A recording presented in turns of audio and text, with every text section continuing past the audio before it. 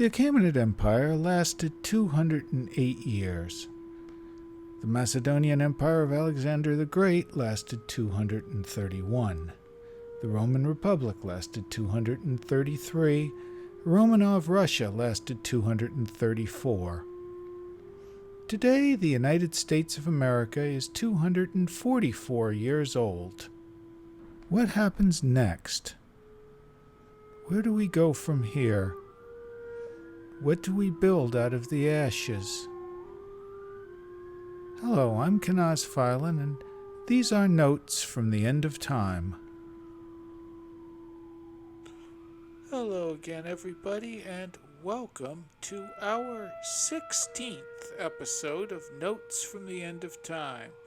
We're Sweet 16 today, and last week we talked about the French Revolution, and today, because I am still working on my manuscript, and I'm going to follow up with the second part of that chapter, which is the Russian Revolution. And as I noted last week, during the French Revolution, the deists and the atheists had a slugfest.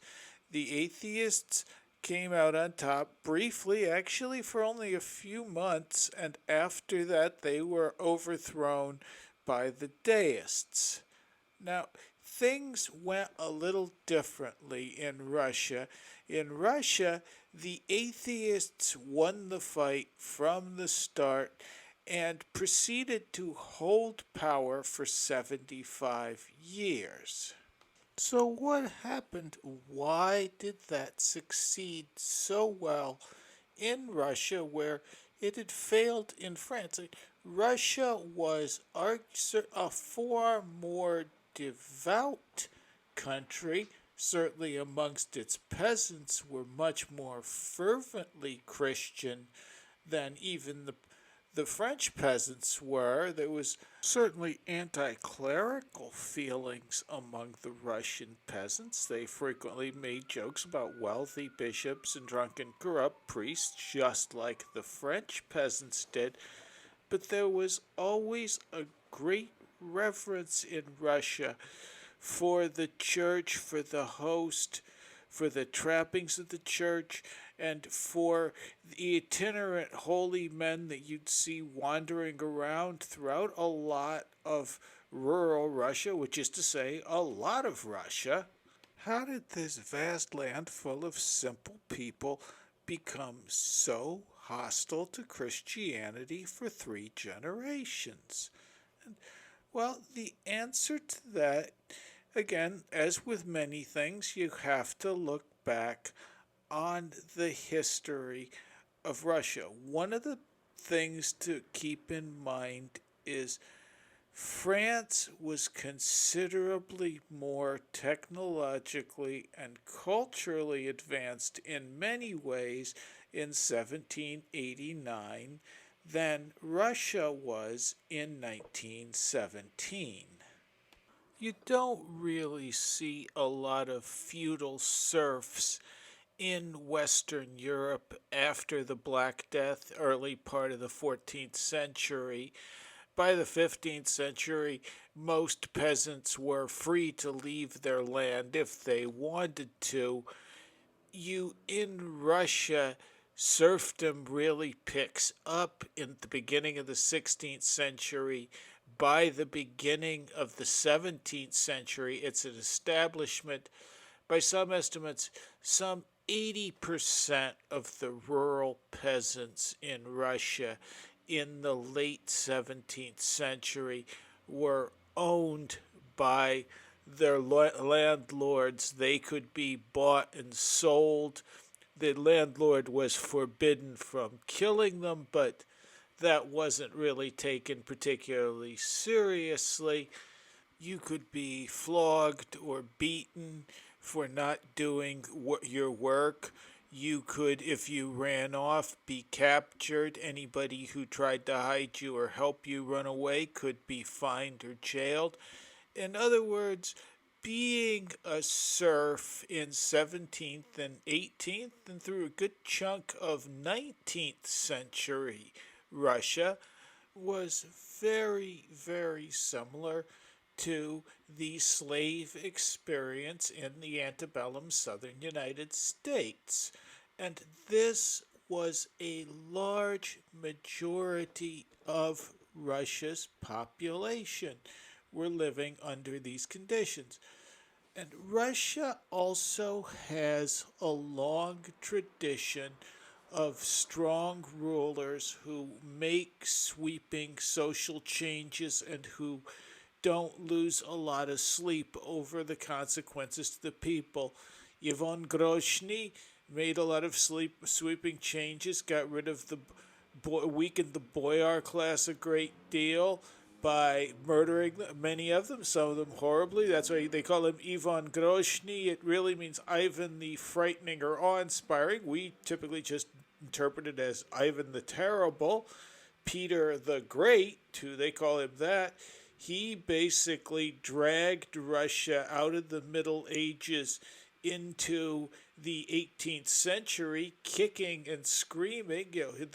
Like the queen who succeeded him, Catherine the Great, they didn't really hesitate to make social changes, and they didn't really hesitate to enforce those dictates brutally and sometimes arbitrarily. So all these factors are going to come into play come 1917, but for now let's go to 1861, where Tsar Alexander II frees Russia's serfs from their bondage. For the first time in centuries, these peasants can marry if they see fit. They can now own property. They can own a business. And they can leave where they are and go elsewhere without fear of being captured and sent back. They're now free citizens. This is an enormous emancipation. And Alexander was responsible for other reforms as well. He started introducing, with his bureaucracies, local offices where local people in smaller towns had more of a say in their government. He loosened relations with Finland and made, they consider him the good Tsar for the reforms he made there.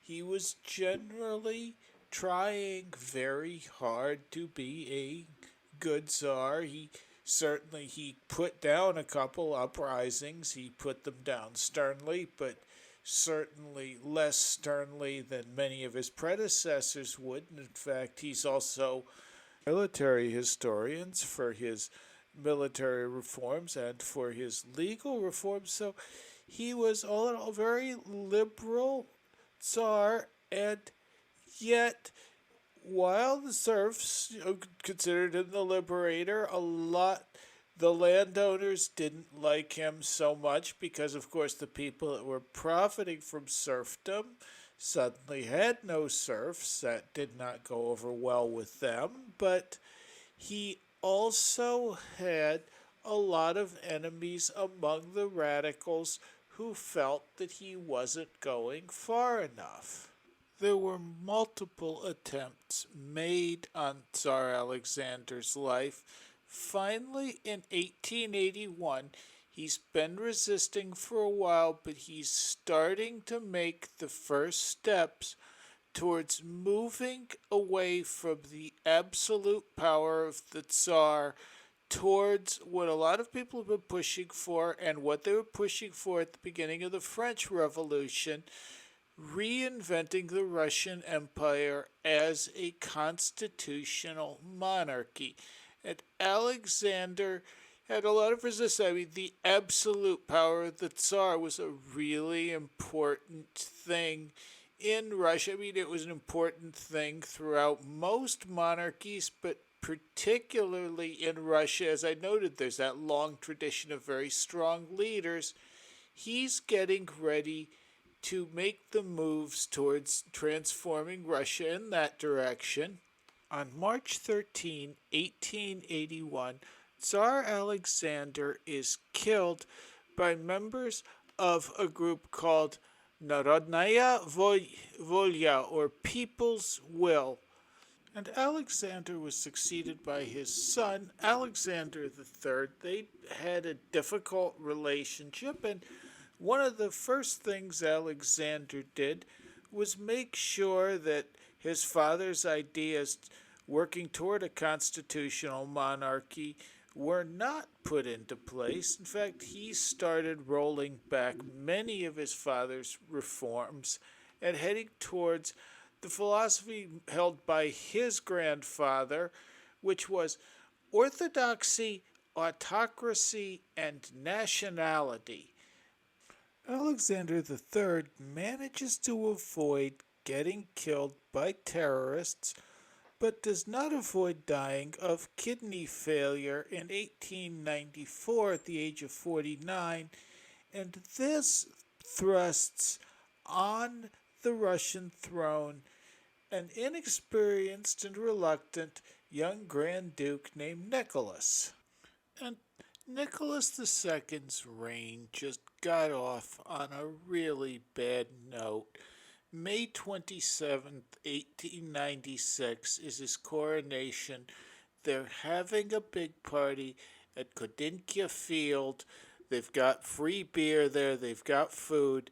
People are coming in. This is a training field. It's packed with people from all over Moscow coming in to see the queen and the king be crowned, the tsar and the tsarina. Something happens, like apparently somebody said they were running out of food. People started rushing forward, then they started pressing forward. There was a stampede. By the time the dust cleared, there were 1,300 of the spectators had been trampled to death. There were at least 1,000 more people who had injuries. The night that it happened, the Tsar and Tsarina attended a ball at the French embassy. The next morning, they visited wounded spectators in the hospital. They only stayed at the ball a very short time, but it was really not taken well by the Russian people. It's like all these people, sons and daughters of Russia, are dead, and here you are going to a party at the French embassy.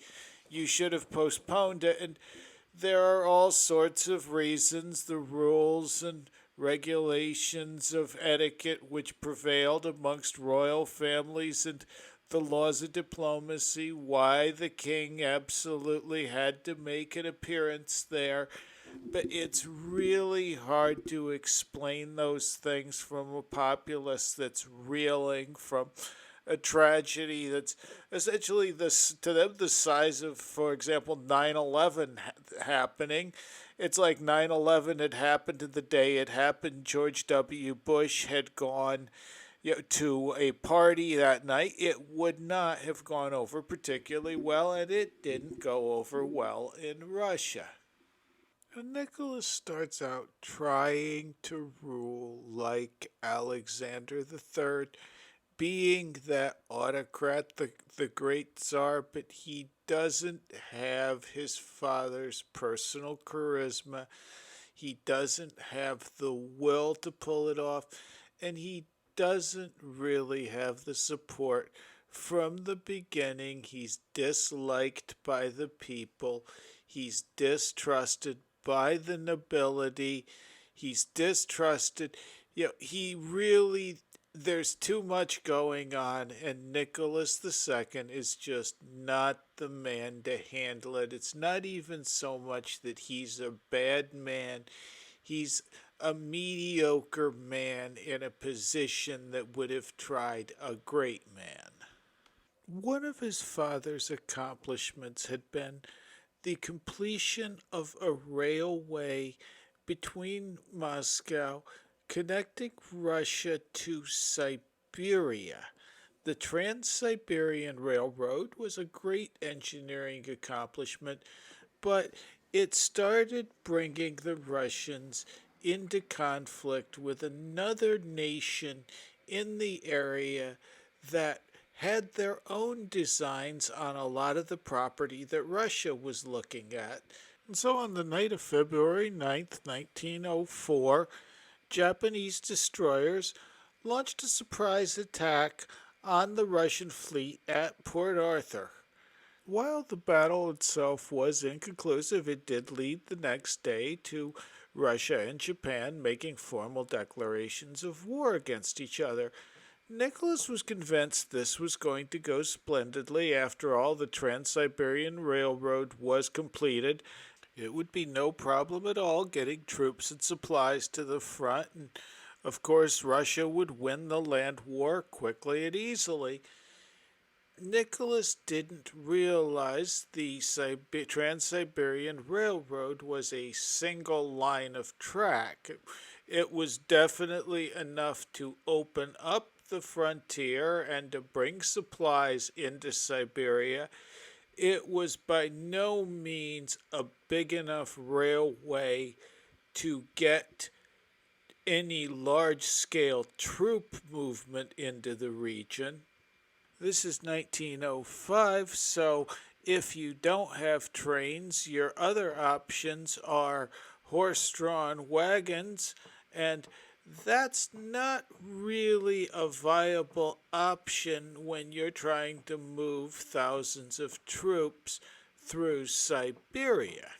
The Russians sent what troops they could through the railroad. They also sent another fleet in to deal with the Japanese, but it was the Baltic fleet. They had to sail from the North Sea around in the world. They couldn't take the Suez Canal because Britain had a peace treaty with Japan and was doing business with Japan, so they had to take a long route. It took them 9 months to get to the site where they could actually do battle with the Japanese, and a significant chunk of that Russian fleet got sunk. And while all this is going on, Nicholas is convinced that victory is just around the corner, that God is on the side of Russia, that of course the Japanese are weak, they're inferior, look, they're small people, we're bigger.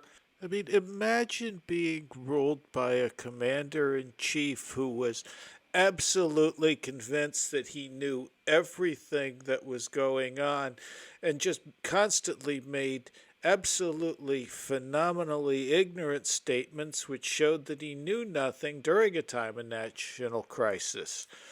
As I'm sure you can understand, this did not make Tsar Nicholas very popular with the military. It didn't make him popular with the Russian people. And on January 22nd, 1905, a priest named Father Gregory Capon led a crowd. Estimates range anywhere from 3,000 to as high as 50,000, but it was thousands of workers to the Winter Palace to see the Tsar and to give him a petition with their requests. So, not even demands. These people are still loyal to the Tsar. These are devout Christians for the most part. They are just making a list of their demands, asking again for universal suffrage, which people are still pushing for a constitutional monarchy here, as in France.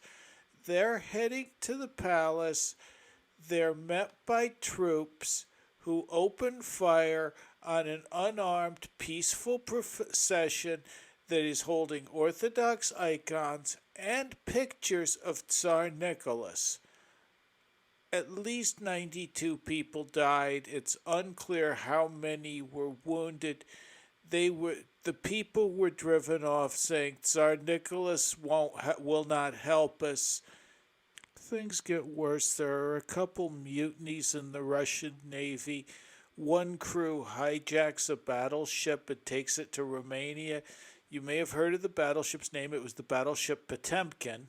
Nicholas has lost control of everything, and so he agrees to the constitutional monarchy that Alexander II was about to give in 1881, and they have, at last, a Duma, a Congress.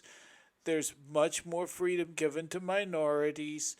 He's trying desperately again to hold on to power, but at this point, Nicholas II is hated by everybody in Russia. And while everybody had high hopes for the Duma, it turned out that the Duma was soon gridlocked in arguments between various factions. The Tsar and his ministers had a really difficult relationship with the Duma. It was reorganized every couple of years. Nothing really got accomplished there. And then in 1914, Russia found itself in what was called the Great War then, but thanks to events that would happen about 30 years later, it would become known as World War One. And Nicholas saw this as an opportunity to regain a lot of the prestige he had lost with that humiliating defeat to Japan. He was going to come in there and show people that he really was a great military leader and he really could take Russia to victory. And so Russia went to war against Germany and from the first fought a lot of bloody and generally losing battles. By 1915, the Kingdom of Poland, which had been part of the Russian Empire, was occupied by German troops.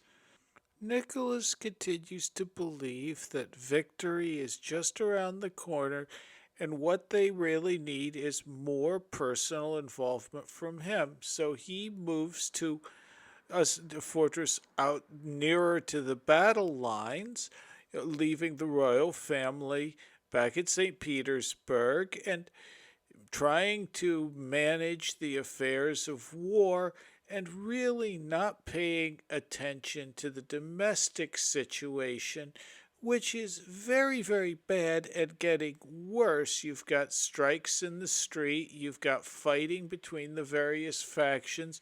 You've got people in the Duma ranging anarchists, syndicalists, communists, you name it. They're all vying for power. And there are increasingly loud calls in the streets for the king to be deposed or the king to be hanged. And again, Nicholas is largely unaware of this or acts like he's largely unaware of this. The Tsarina Alexandra has developed a relationship with the Russian holy man Rasputin, who's got a bad reputation. The nobles are scandalized. This is a poor, dirty Siberian peasant here, and this guy is your spiritual confessor, and he's leading the nation while Nicholas is off at his palace playing soldier in a losing war. They are not aware of just how badly they're hated and just how little power they have. By early 1917, there's food shortages. It was an especially cold winter. There are shortages of fuel. There are supply line breakdowns getting stuff to the civilians as well as to the military, which is still losing the war. And you start having a lot of unrest in the streets. And in February of 1917, in Petrograd, you've got some, in St. Petersburg, that is, you've got street fights. The police start shooting from the roofs, and local troops join the protesters. And so all of a sudden, you start seeing military units, as you did in 1905, siding with protesters or mutinying because they've lost all confidence in the government. The cabinet starts suggesting to Tsar Nicholas, maybe it's time to resign. Of course, it's nonsense. I'll bring soldiers under control. They keep mutinying, and by March, 60,000 soldiers have joined the revolution. At this point, he started to understand, he's like Nixon before he left the White House. He's gone to his generals for support. They're telling him, we can't help you. He's gone to his cabinet. And so Nicholas abdicates on March 15th, 1917. First, he abdicates in favor of his sick boy, but then He just abdicates on behalf of Alexei. There's going to be no throne now. We now have a Russian republic. And while they're figuring out what to do with Nicholas, and at this point they are leaning towards sending the royal family into exile, there's a Russian revolutionary in exile in Switzerland who's interested. This guy has been a troublemaker since he was a teenager. When he was a teenager, his brother was hung for a plot against Alexander the Third. He had been exiled to Siberia. He'd done a few years in Russian prisons. He'd been involved in the 1905 October Rebellion. He'd spent about the past decade in exile in Paris. Vladimir Ulyanov, or as he was better known now by the pen name he used, Vladimir Lenin, returns to Russia. Lenin returns to Russia in April. On July 16th, a firing squad acting on Lenin's orders executes the Romanov family, and the Russian Revolution comes to regicide. By October, the government has been reorganized. Lenin is now the chairman of the Bolshevik Party, which is the Council of People's Commissars, or Sovnarkom, and we begin the process of turning the Russian Empire into the Union of Soviet Socialist Republics. And one of the first things that Lenin does is he expropriates the land of the nobility, of the noble estates, and the land held by the Russian Orthodox Church. He takes the land away from them. He also takes away their power. Churches are no longer allowed to perform marriages. Instead, marriages are sanctified by the state. Churches are no longer allowed to educate the young. That will be performed by the state. And there's this ongoing campaign of state-sponsored mob violence against churches and against clergymen. Metropolitan Hilarion, who was Patriarch of Moscow at that time, described one of the scenes. Clergymen were murdered with particular brutality. They were buried alive, had cold water poured over them in sub-zero temperatures until they froze, were placed in boiling water, crucified, whipped to death, and chopped with axes. Many were tortured before their deaths or murdered along with their families in the presence of their wives and children. The printing of Christian periodicals was banned, as was the printing and distribution of Bibles. There was this enormous push to get Christianity out of Russian society. In a letter that he wrote to Maxim Gorky in 1913, Lenin gave his opinion on religion. He said, in the freest countries, in countries where it is quite out of place to appeal to democracy, to the people, to public opinion and science, in such countries, America, Switzerland, and so forth, particular zeal is applied to render the people and the workers obtuse with just this very idea of a clean, spiritual, built-up God. Just because any religious idea, any idea of any God at all, any flirtation even with a God, is the most inexpressible foulness, particularly tolerantly and often even favorably accepted by the democratic bourgeoisie. For that very reason, it is the most dangerous foulness, the most shameful infection. A million physical sins, dirty tricks, acts of violence, and infections are much more easily discovered by the crowd, and therefore are much less dangerous than the subtle spiritual idea of God dressed up in the most attractive ideological costumes. Lenin, like Marx, was convinced that religion could only serve as the opiate of the people.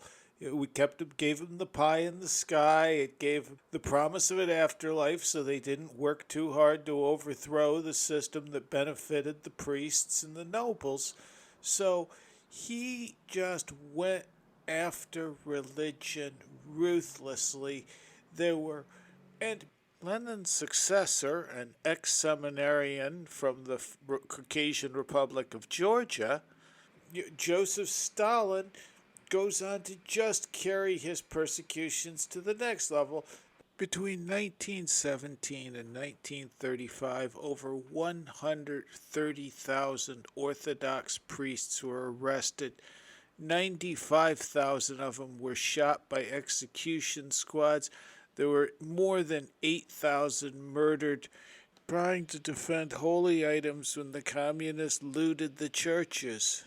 Between 1937 and 1938, during the time of what Stalinist scholars call the Great Purge, another 168,000 Orthodox clergy were arrested, and of them, another 100,000 executed.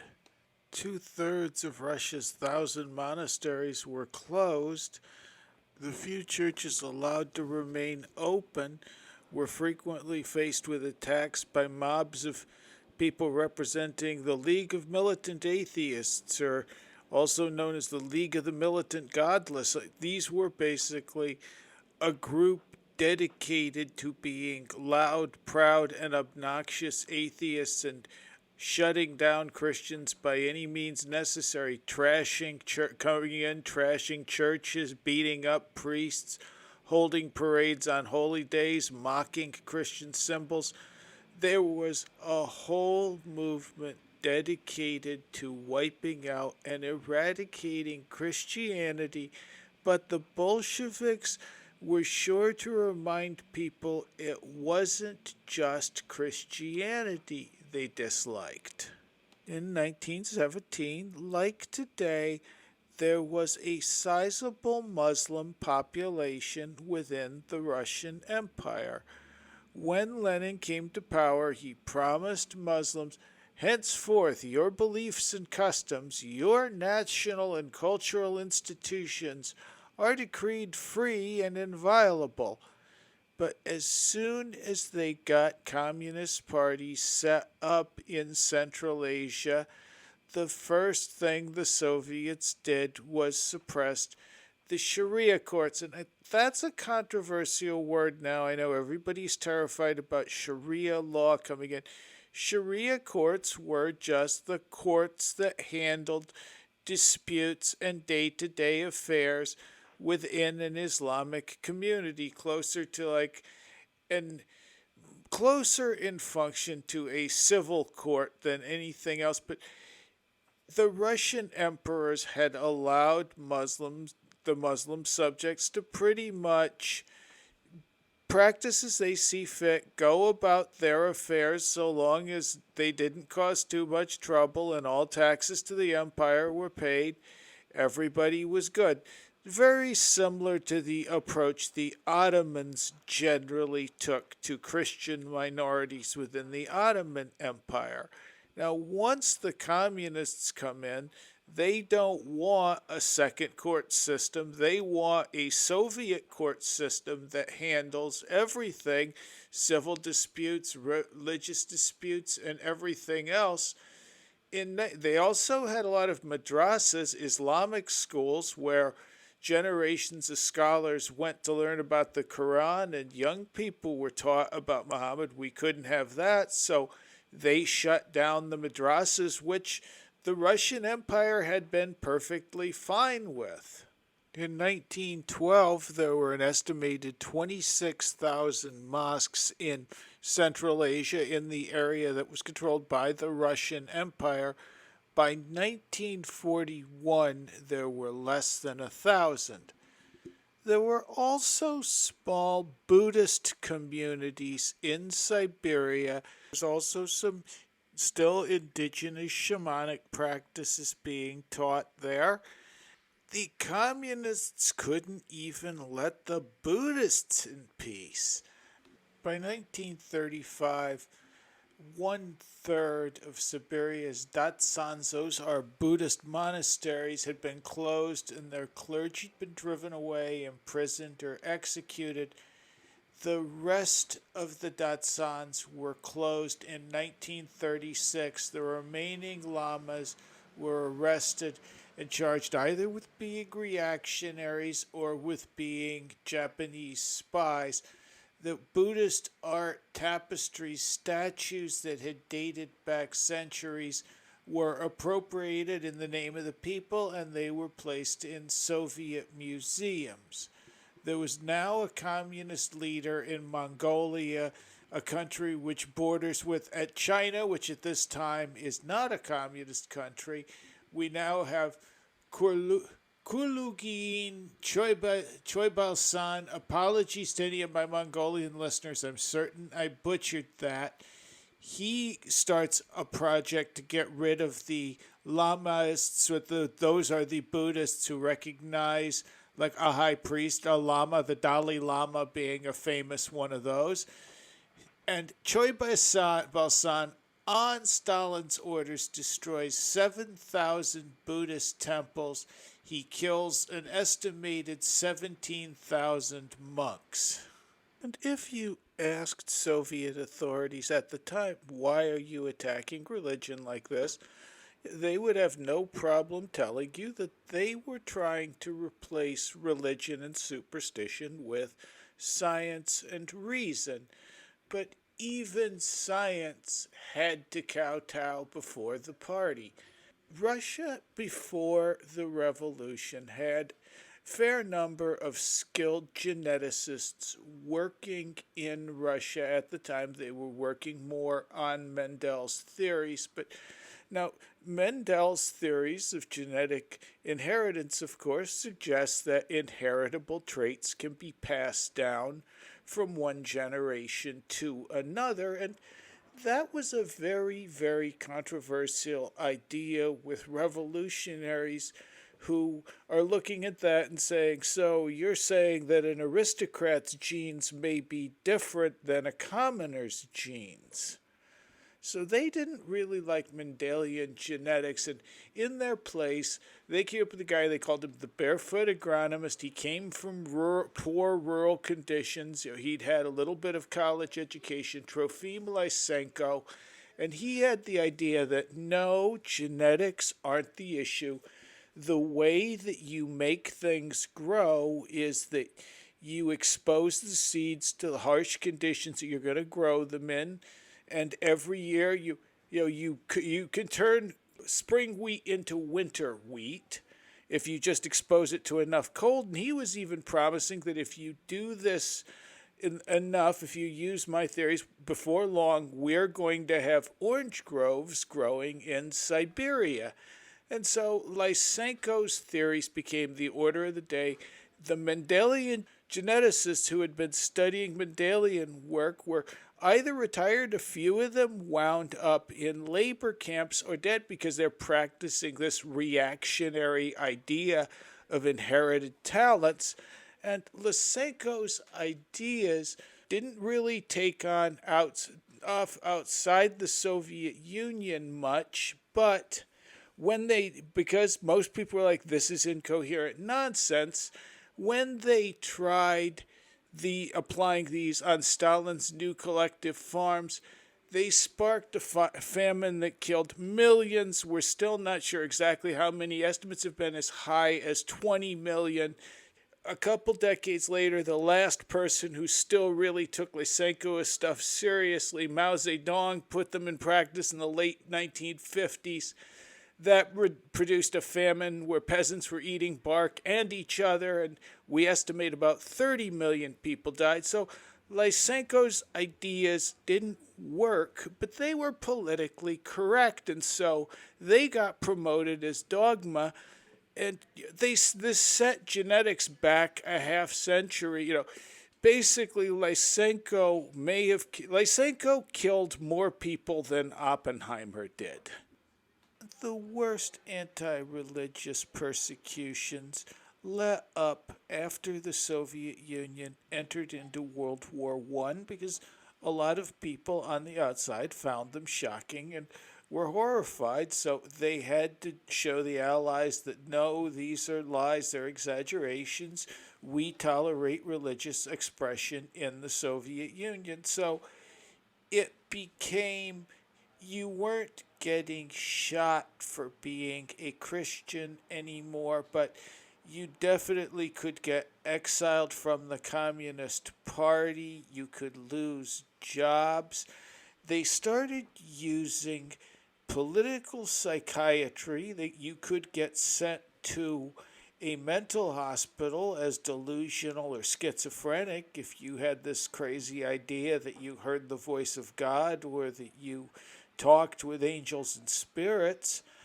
There was still this huge climate against Christianity. There was this enormous push to make Christianity unfashionable. And yet, despite all those efforts, Christianity persisted. In 1968, an Estonian composer named Ervo Pärt released a work called Credo.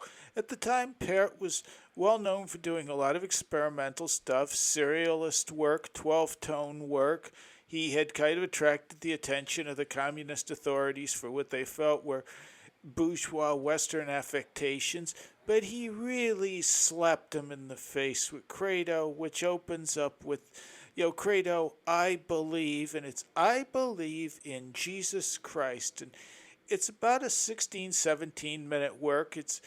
But it goes on. There is a dissonant portion within it, as there is in a lot of Pärt's earlier works, but it resolves in a way that basically could be interpreted as the devil trying to stir chaos in God's harmony and ultimately God's harmony prevailing.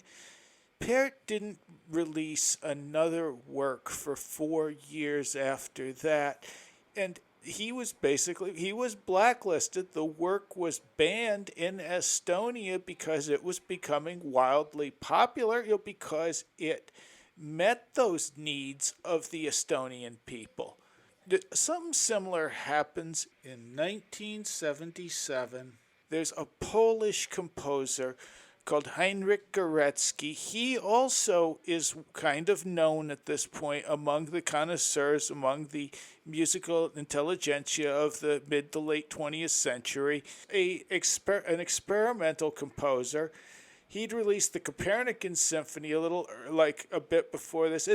Which is a really interesting piece. A lot of humanist themes, certainly nothing that would make a Marxist upset, as Copernicus was frequently hailed as an intellectual hero in communist circles, although, of course, they downplayed the fact that Copernicus was a parish priest when he wasn't being an astronomer.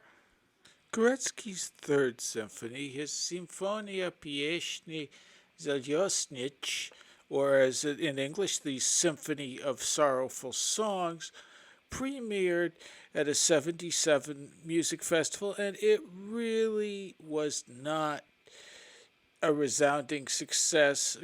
Górecki suggested that Pierre Boulez stood up at the end of the third movement and yelled, "Mad!" A lot of people considered it really slow, turgid. It repeats the same three folk melodies over and over. The interesting thing about the Symphony of Sorrowful Songs, it starts out with an image of the Mater Dolorosa, the Virgin Mary beneath the cross of Jesus. It has a second movement, which is a hymn created from a poem written by an 18-year-old Polish girl on the wall of a cell where she was being held by the German Gestapo during World War II. Offer a prayer to the Virgin Mary. The third one is a Salice based on a Cilician hymn. The Cilicians are a Polish group residing in German territory. This is from that time period. There was conflict between Poles and Germans, and this is a mother searching for her son. Symphony of Sorrowful Songs becomes a big hit in Poland. There are a lot of Polish releases. it doesn't really take off in 77, but in 77, Ervo Pärt, who I mentioned earlier, starts releasing works in a very similar style. Both Pärt and Gorecki had looked to old church music, to more medieval hymns. Again, they also began using overtly Christian imagery, Roman Catholic in the case of Gorecki, and Orthodox in the case of Pärt, but there was a very strong turn towards Christianity, towards traditional melodies, and this became the 77 piece Tabula Rasa remains one of Pärt's big hits. He also did Cantus in Memoriam, Benjamin Britten. He gets so popular, he gets tired of the hassles with the Estonian communist authorities. He moves to Europe, specifically to West Berlin. He's still in Berlin the day the Berlin Wall falls, and he gets to watch that from his apartment on television. This is the year the Soviet Union falls in 1992. A release of Gorecki's Symphony of Sorrowful Songs is released in the United States and worldwide, with the great soprano Dawn Upshaw singing the soprano role. This to date has sold well over 1 million copies. It's one of the best-selling classical albums of our time. It was an enormous hit. Ervo Pärt and Heinrich Gorecki have become the leading figures in what's called today holy minimalism. It's become enormously influential. Gorecki was also very involved in the Catholic underground during the Polish uprisings. Poland had always had a strong ethnic identity revolving around Roman Catholicism. Usually the people that occupied them were Orthodox. In the case of German Lutheran, Catholicism became for them like the Irish, an ethnic significator. Even today, you can see the outsized influence the Catholic Church has on Polish society, Polish culture, and the Polish government. You can also see a great increase in religiosity in post-Soviet Russia. In 1990, when the Soviet Union was on the verge of collapse, there were around 2,000 functioning churches in the Russian Soviet Federative Social Republic. In 2019, official Russian Orthodox Church statistics numbered 21,849 churches, chapels, and other places of worship in Russia. Over 7 decades of social pressure, shunning, anti-worship education, and outright bloody persecution did not manage to rid the Russian, the Polish, or the Estonian people, or any of the other peoples behind the Iron Curtain, of the desire to worship God or to link their faith and their identity to their nation and to their church. There's a few things I'd like to observe in closing. The first one is something that jumps out at me with both the French and the Russian revolutions, is that in each case, the bourgeois left, the constitutional monarchy types, the leftists of means, thought that they were using the radicals to come to power in their government, while the radicals were using these leftists to get their own positions in government, and at the first opportunity, when there was chaos, used that chaos to seize power. This happened both times.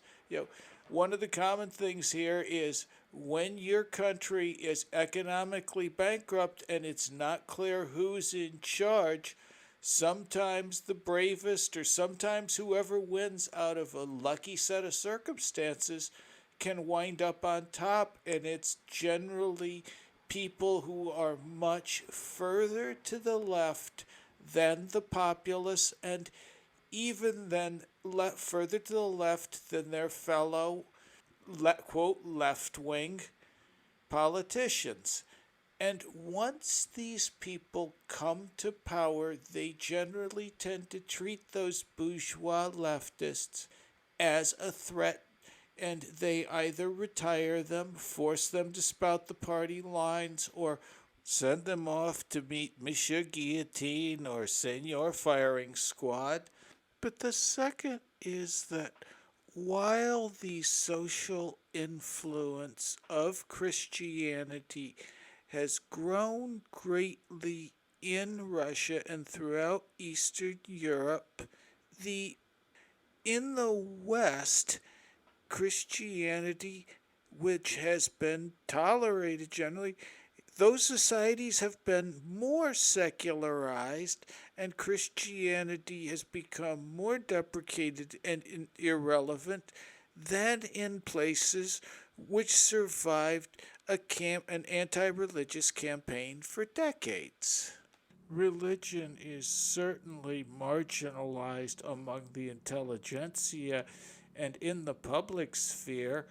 Consider all the questions Amy Coney Barrett, universally lauded as a superior candidate for the Supreme Court, has glowing recommendations across the board. Look at the grilling she took over her Roman Catholic faith, over positions which are certainly controversial, but by no means extreme.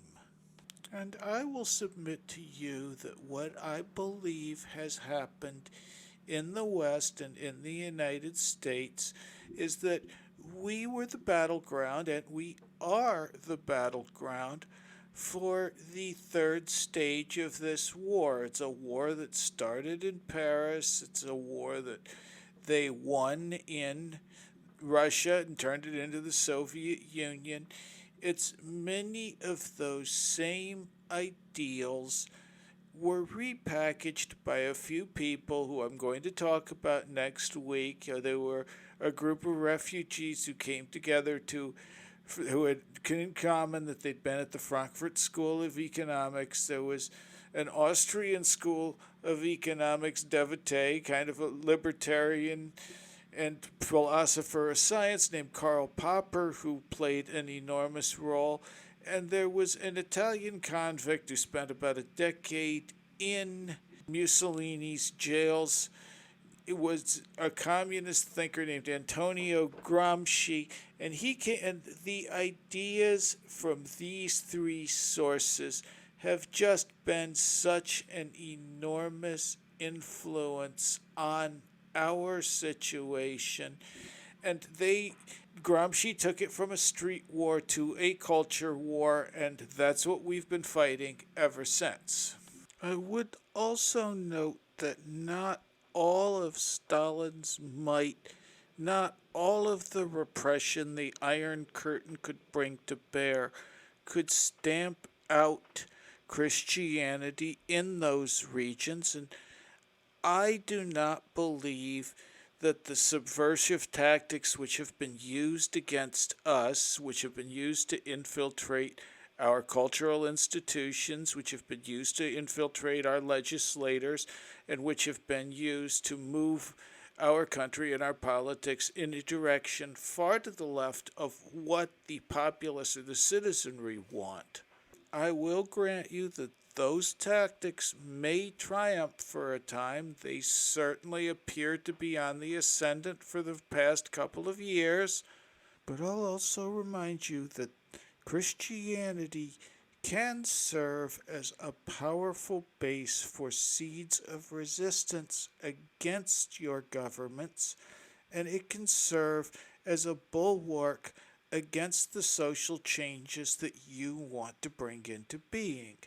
And that's why the church terrifies you so much. You They hate the church. They certainly hate the church, but they're also terrified of it because they know that it is one of the major obstacles standing in their way.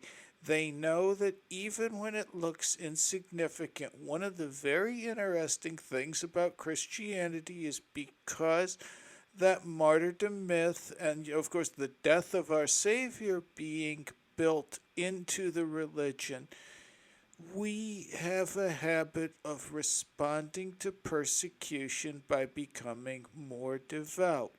You certainly had that in the Soviet Union. You had Christians who were having services in their own homes quietly, who were hiding their icons, who became more religious, who, as soon as things lifted, you saw the power of the Orthodox Church just blooming again, stronger than it had been for centuries.